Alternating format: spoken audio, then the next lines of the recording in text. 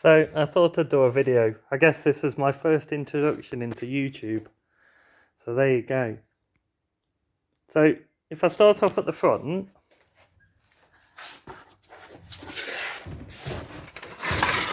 the sill isn't too bad. It's got some really worrying patches welded on. And it has a hole halfway down. So I think it needs the sill doing front to back. The actual front floor pan isn't as bad as the other car. The issue is, it's got this flaky undersill, the same as the other car, where if you poke it too hard, it's going to become a hole. Front subframe isn't too bad. Lower arms look knackered. Flexi joint shot on the exhaust, so that's going to need swapping. That spring is the wrong spring. It's a petrol spring, so that's no use. Track rod end's pretty good. So if we head under the car, wait for the camera, subframe the other side isn't bad. It's had one new bottom arm that side, which is always a bit worrying when you've got a second hand one side and a brand new one the other side, so that'll get swapped out. On this side, front disc knackered. On that side, front disc knackered. This is where it gets interesting. So if we look up there, we will find, if you can see, a broken spring, which may explain some of the noise. Right, this is where it gets even worse, let's say. So again, this is the front of the floor pan. Looks pretty good, looks a lot better than the other car. Move down here, we have the same issue with the flaking body fill, with the flaking undersill, and that's the carpet. So we do have a hole in the floor on this one, on this side. Now this sill, this side, is really not good. It's completely detached all the way along, and then it gets more and more holy until we get to the back, which is one giant hole. So that's going to need that. Little hole in the inner sill, nothing really to be worried about. I suspect this flaky rust down here will become a hole once it's cleaned back. You can see a bit better there. That's quite bad. Back of the car, again, flaky rust, but I think it will clean up quite well. Let's go back underneath the car and out the other side.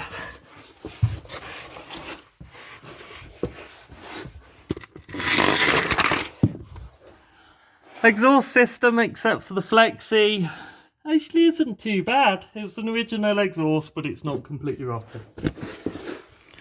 You can see here what I mean about the flaky undersill, and the fact it's probably going to go in a hole if I'm not careful. Right, now let's, oh, there's a Vanden. Now let's come round to the slightly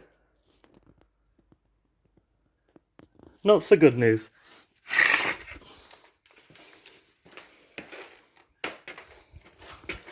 So this is the rear sill, and the arch is pretty bad on this side. So the arch has gone all the way around, so I'm going to need an arch panel for this side. Let's go around the other side, and as you can see from the mess on the floor, this side is worse. Here's part of my sill. Here's another part of my sill that looks like milk bottle, and that looks like expandy foam, and then obviously painted. So that's what it leaves of my wheel arch. As you can see, it's all pretty bad. And no longer attached. So yeah, I'm going to need an arch panel this side, and that is more body filler that needs to come off.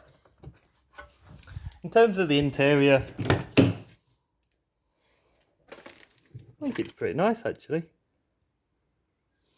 It smells like my original Z-Tech from the inside. Plenty of mould going on in the thing, but in terms of that, it's not too bad. So it needs a pair of sills, a pair of rear arches, a pair of front coil springs, a pair of front wishbones, and pretty much everything that we know for the other one. Coming under the bonnet, it's fell off. The engine, pretty good. Pump, pretty good.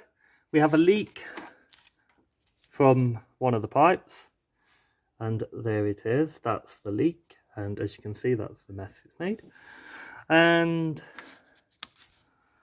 the power steering pump is making a noise, I think. So we may need to swap the power steering pump, but we will see once I've done that spring whether it still makes that noise or not. Under the front, wants to go clean, but it's not too bad. A little bit oily around the aircon pump, but not too bad. Interestingly, doesn't have the power steering cooler on this one. So clearly they decided they weren't really worth the effort, which is good because I don't have to worry about that. And that's it really. So I guess this is the end of my first YouTube video and probably my last YouTube video.